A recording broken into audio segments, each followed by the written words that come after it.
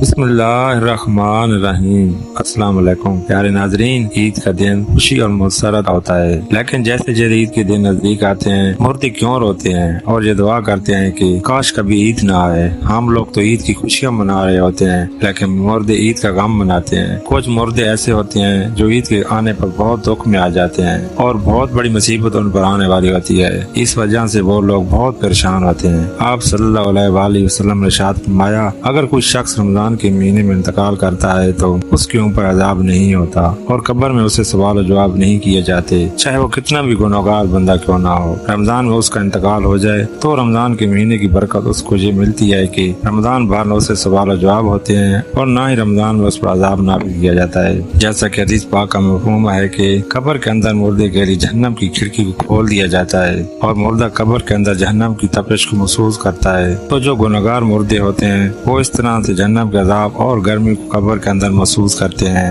لیکن جب رمضان کا مہینہ آتا ہے، آپ صلی اللہ علیہ وآلہ وسلم نے ارشاد فرمایا تو جنت کے دروازوں کو کھول دیا جاتا ہے اور جہنم کے دروازوں کو بند کر دیا جاتا ہے، قبر سے عذاب کو اٹھا لیا جاتا ہے اور اللہ تعالیٰ کی رحمتوں کا نزول ہوتا ہے۔ اس سے مردے کو بڑی راحت ملتی ہے۔ رمضان کے آنے سے مردہ بڑا خوش ہوتا ہے کہ ہمارے اوپر جو عذاب اٹھا لیا گیا ہے، جو قبر کے اندر ہمارے جہنم کے دروازے کھولے ہوئے تھے وہ دروازے بند کر دیے گئے ہیں، تو مردہ بڑی راحت محسوس کرتا ہے۔ اب سوال یہ پیدا ہوتا ہے کہ جن لوگوں کے اوپر اللہ تعالیٰ نے رمضان میں عذاب ہٹا دیا تھا تو عید کے بعد ان کے اوپر عذاب مسلط ہوگا یا نہیں؟ کچھ مردے تو ایسے ہوتے ہیں جن کے اوپر عذاب نافذ نہیں کیا جاتا، لیکن بہت سارے مردے ایسے ہوتے ہیں جن کے اوپر عید کے دن جیسے ہی رمضان کا مہینہ ختم ہوتا ہے فوراً یہ عذاب شروع ہو جاتا ہے،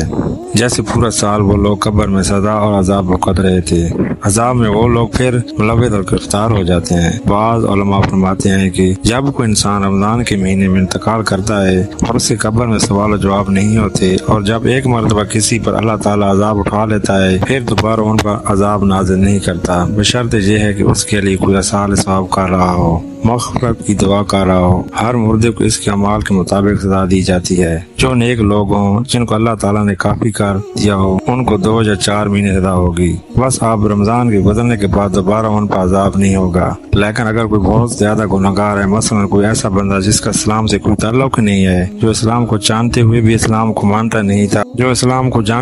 اسلام کو مانتا نہیں تھا، اور کفر و شرک کا مرتکب تھا، تو اس پر رمضان کے بعد بھی عذاب جاری رہے گا۔ ناظرین کرام، جب رمضان کا مہینہ ختم ہوتا ہے تو رمضان کی برکتیں بھی ختم ہو جاتی ہیں، شیطان کو کیسے رہا کر دیا جاتا ہے، مردوں پر سے رحم کا معاملہ ختم ہو جاتا ہے، جہنم کے دروازے جو بند تھے وہ رمضان کے جاتی کھول دیے جاتے ہیں، اور ان سب باتوں کا مردوں کو علم ہوتا ہے کہ کب رمضان شروع ہو رہا ہے اور کب رمضان ختم ہو رہا ہے۔ تو رمضان کے جاتے ہی اہل قبور سوچتے ہیں کہ اب رمضان کا مہینہ جا رہا ہے اور پھر عید جیسے ہی آئے گی اس کے بعد ہم پر عذاب کو پھر سے مسلط کر دیا جائے گا، جس کی وجہ سے وہ مردے غمگین ہو جاتے ہیں، اور پھر رمضان بھر محرمین کی عید ہوتی ہے، عذاب نہیں ہوتا۔ ہم لوگ رمضان کے آخری عشرے میں جب اپنی مغفرت کی دعا اللہ رب العالمین سے کرتے ہیں تو پھر ہمیں اپنے محرومین کے لیے بھی زیادہ سے زیادہ اصال ثواب کرنا چاہیے، اور صرف اپنے محرومین کے لیے نہیں بلکہ تمام امت مسلمان کے مغفرت کی دعا کرنی چاہیے۔ رب ذوالجلال ہم سب کو عمل کی توفیق اور ہمت عطا فرما، آمین۔